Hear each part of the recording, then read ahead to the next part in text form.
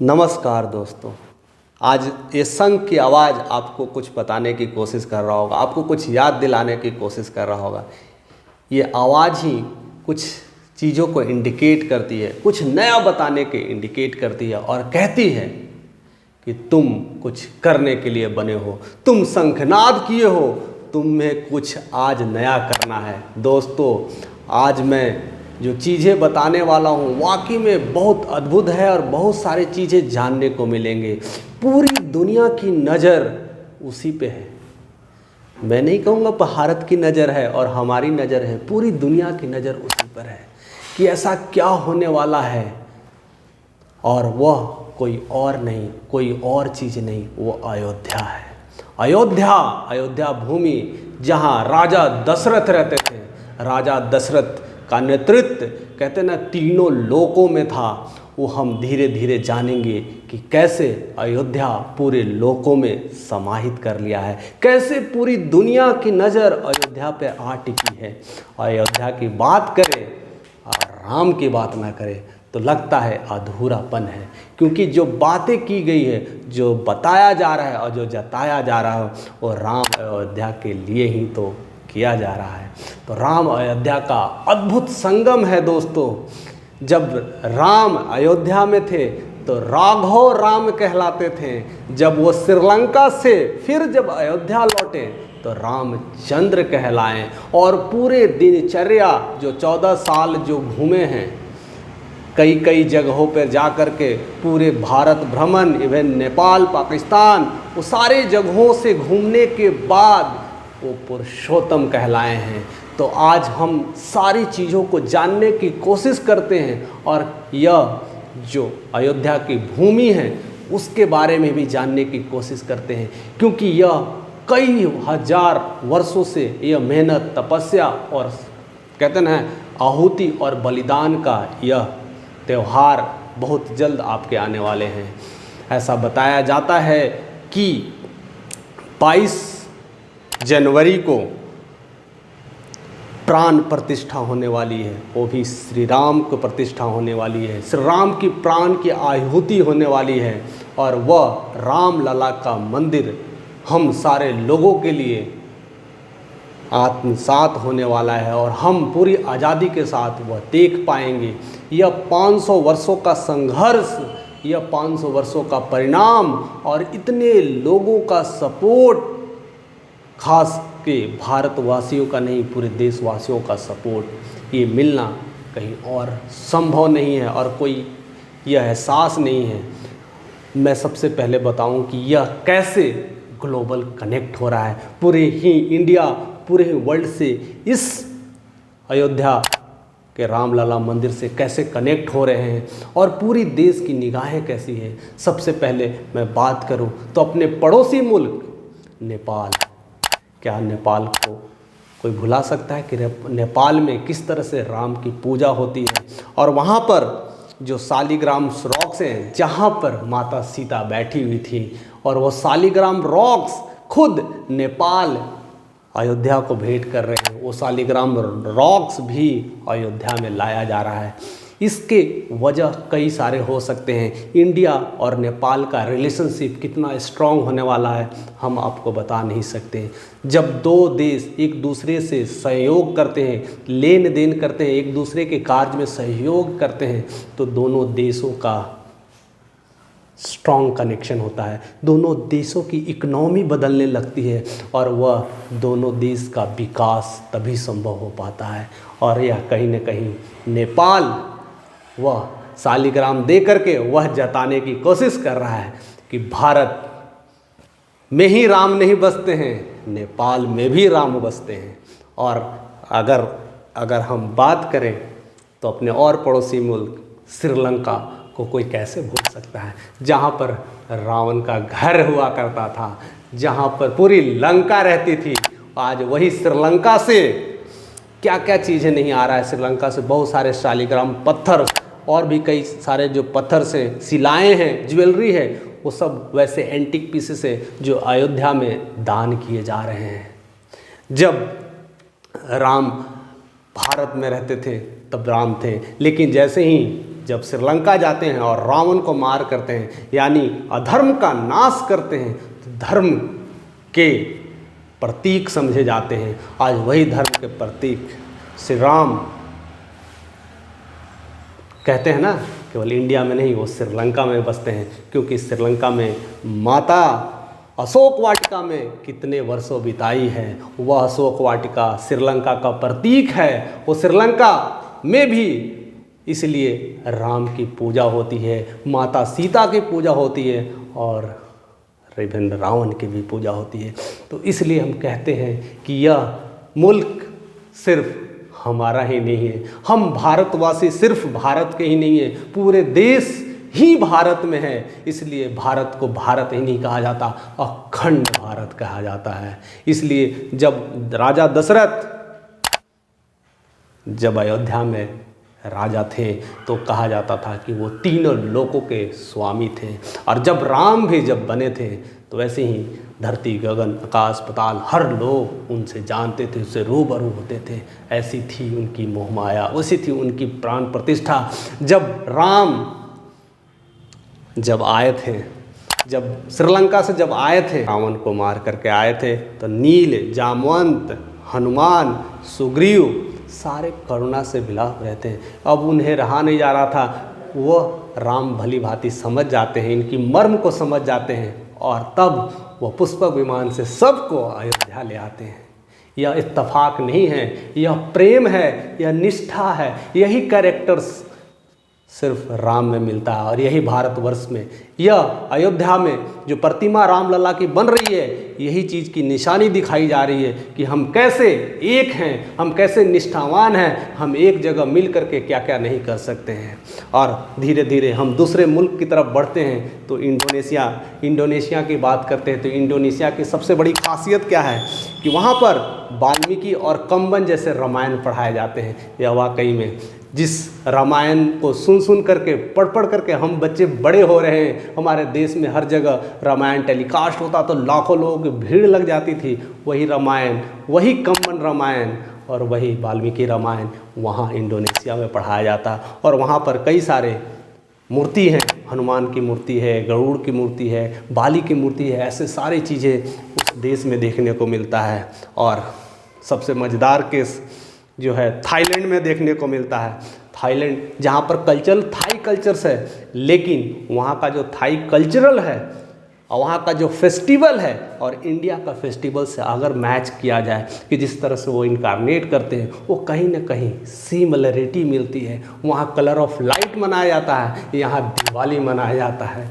वहाँ उस तरह से जो राम की जिस तरह से पूजा करते हैं, वहाँ भी इसी तरह से पूजा करते हैं, क्योंकि उनका लिबास अलग है, उनका पहनावा अलग है, उनका त्यौहार अलग है। हम ऐसे नहीं कर सकते हैं। जब हम उनसे रूबरू होते हैं, वहाँ के कल्चर में जाते हैं, वहाँ के कल्चर को महसूस करते हैं, तब पता चलता है हमें कि थाईलैंड ही इंडिया है और इंडिया में ही थाईलैंड है। इसलिए ये मुल्क अलग अलग नहीं है, ये सब भारत में ही मुल्क हैं। उसके बाद अगर हम बात करें तो साउथ कोरिया शायद ही कम लोग जानते हैं। साउथ कोरिया को लेकर साउथ कोरिया और अयोध्या का जो कनेक्शन है वो बहुत ही कहते हैं ना अविस्मरणीय है। और वह जानना हमें इसलिए ज़रूरत है क्योंकि हम मुल्क अलग अलग हैं ही नहीं। और जो रिलेशंस है यह आप जान करके आश्चर्य हो जाओगे। कहा जाता है कि वहाँ के 1st सेंचुरी में जो अयोध्या के राजकुमार थे सूर्य रत्न, उनकी जो विवाह हुई थी वहाँ के कोरियन के जो प्रेसिडेंट है, कहते हैं ना कोरियन किंग की जो रानी थी उनसे हुई थी, जिनका नाम किम सूरो कहा जाता है। वहाँ पर उन्होंने विवाह किया था और तब से रिलेशन है। कहा जाए तो अयोध्या का कहते हैं ना ससुराल तो साउथ कोरिया में पड़ता है। अब कैसे कह सकते हैं दोनों देश एक दूसरे के खिलाफ हो सकते हैं? जहाँ पर रिश्ते नाते मिलते हैं वहाँ एक दूसरे को कैसे सपोर्ट ना करेंगे? कितना बड़ा इकोनॉमिक ट्रांसफॉर्मेशन होने वाला है यह कोई और नहीं जान सकता, यह दो मुल्क ही समझ सकते हैं, वहाँ के लोग समझ सकते हैं। और सबसे बड़ी बात है कि साउथ कोरिया के जो एम्बेसडर हैं इस इनॉग्रेशन में, जो 22 जनवरी को होने वाला है अयोध्या में रामलला के प्रतिष्ठा प्राण जो प्रतिष्ठा होने वाला है, उसमें वो आ रहे हैं, शिरकत ले रहे हैं। यह कोई मिसाल नहीं है, यह कोई बात नहीं है, यह सिर्फ प्रेम ही है। यह प्रेम और कहीं और नहीं दिखाता है, यह देश को कनेक्शन होने का प्रेम दिखाता है, यह सद्भावना का प्रेम दिखाता है, यह दिखाता है कि हम मुल्क अलग अलग नहीं हैं, हम एक ही हैं। अगर गौर से देखा जाए, अपनी हिस्ट्री को समझा जाए, अपने राम को समझा जाए, ये रामायण को पढ़ा जाए, तो सारी जानकारियाँ मिलने लगती हैं। कई लोग कहते हैं कि ये तो सारे देश, ये सब सारे एशियाई कंट्री देश हैं, लेकिन मैं दोस्त ये भी बता दूं कि हाल ही में जर्मनी के एक सिटीजन्स आए हुए थे इंडिया में, तो उन्होंने बताया, और वो खास करके इंडिया टुडे पर वो इंटरव्यूज़ है, वो बताते हैं कि जब मैं 1992 में जब इंडिया आया था, तब यहाँ पर मंदिर में आना, किस तरह से प्रवेश करना इतना मुश्किल लग रहा था। वह दृश्य मुझे आज भी याद है, लेकिन आज वह दृश्य देख करके मैं इतना प्रसन्न हूँ कि मैं बता नहीं सकता। उन्होंने क्या कहा है, यह सोच करके लगता है उन्होंने उस दिन में जितने भी प्रसाद वितरण है सब कुछ फ्री कर दिया है। जर्मनी इंडिया से ऐसे कनेक्ट है, अयोध्या से ऐसे कनेक्ट है, और राम से ऐसे कनेक्ट है।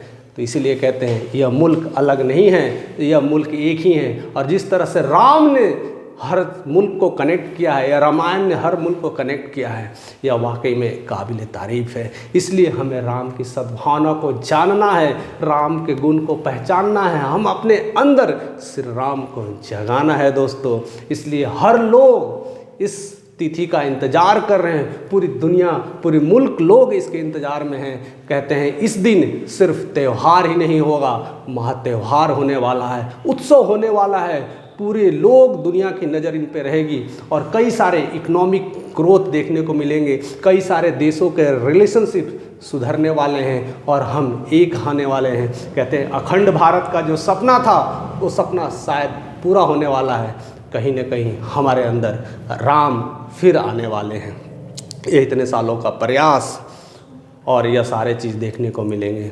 और सबसे बड़ी बात कहा जाता है, वियतनाम से लेके कंबोडिया, कंबोडिया से लेके मलेशिया, मलेशिया से लेके सिंगापुर, बाली, वियतनाम, सारे लोग कहीं न कहीं आइडियल्स राम को ही मानते हैं। और सबसे बड़ी बात है, वियतनाम में वाल्मीकि रामायण, जिन्होंने वाल्मीकि कहते हैं ना रामायण लिखा है, उनकी टेम्पल्स वहाँ हैं, उनके पूजे जाते हैं। ऐसे वियतनाम भी कहीं ना कहीं हमारे देश में शिरकत लेने वाले हैं, उस अयोध्या की भूमि पर आने वाले हैं। ऐसे कितने कंट्री के लोग हैं जो यहाँ शिरकत लेने वाले हैं और आने वाले हैं, और नई चीज़ देने वाले हैं, और नई नई सौगात लेने वाले हैं। जिस जिस कंट्री में जहाँ जहाँ भी राम की निशानियाँ हैं, वो निशानियाँ देने वाले हैं। और ऐसा कहा जाता है, जब राम जब पूजन याचन करते थे, या राजा दशरथ जब कोई यज्ञ करते थे, तो जल लाया जाता था, तो 7 समुंदर से लाया जाता था, हर जगह से। और इस बार जो जल मिला है, वो पाकिस्तान से होते हुए, दुबई से होते हुए यह आया है जल। यह वाकई में मिसाल है। इसलिए कोई इसमें धर्म और मजहब की बात नहीं है, यह एकता की बात है, हमें सद्भावना की बात है। और राम का हमेशा ये चीज़ें रहा है, निष्ठावान, कर्तव्यवान, संघर्ष, ये सारी चीज़ें दिखाया कि 12 वर्षों में कितने संघर्ष किए हैं, फिर भी चेहरे पर स्माइल बना रहा है, वह मोहब्बत बना रहा है, लोगों के बीच सेवा करने का वो समर्पण रहा है। सब कुछ जिसको जो चाहिए वो दे देते थे, जहाँ पर जिसकी जो मदद करना होता था वो कर देते थे। जहाँ पर सत्य था वहाँ पर राम थे, जहाँ पर असत्य था वहाँ पर रावण होते थे। और वही असत्य को धीरे धीरे खत्म कर करके रावण ने सत्य की प्रतिष्ठा बढ़ाई है। यह देश में राम का सौगात लाया है। और यह सबसे और खुशी की बात है कि यूएसए में करीब करीब ऐसा बताया जा रहा है कि 1000 जो टेम्पल है वहाँ पर इस उद्घाटन समारोह का ब्रॉडकास्ट होने वाला है। तो वाकई में एक मिसाल है कि पूरे हर देश में उस दिन का इंतज़ार किया जा रहा है। वो राम जन्मभूमि का वह पूजन का जो हुआ था, उससे लेकर के अब तक ये 500 सालों का संघर्ष, वो बलिदान, वो त्याग को आज याद करके सारे हिंदू राष्ट्रों के लिए यह महापर्व होने वाला है। और वह दिन अब बहुत नज़दीक है। इसलिए मैंने यह शंखनाद किया था, इसलिए मैंने आपके साथ इस तरह से जुड़ने का प्रयास किया था कि आप इस शंखनाद का मतलब समझ सकें।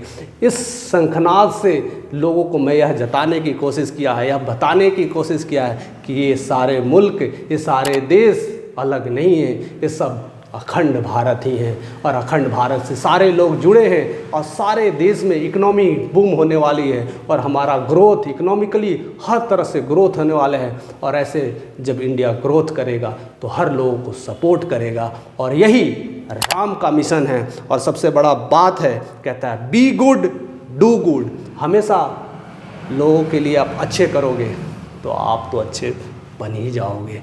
और यही अयोध्या में और रामलला के मंदिर के प्रतिष्ठा में यह बताया गया है। और एक सबसे बड़ी न्यूज़ जो लोकल से मिलता है कि जो राम्स के सपोर्ट से पूरी इंडिया में भरे पड़े हैं। राम जिस तरह से रामेश्वरम में रहे हैं और वहाँ से पुल पार करके श्रीलंका गए थे, तब वहाँ के जितने भी नगरवासी लोग हैं उन्होंने एक घंटा बनाया है।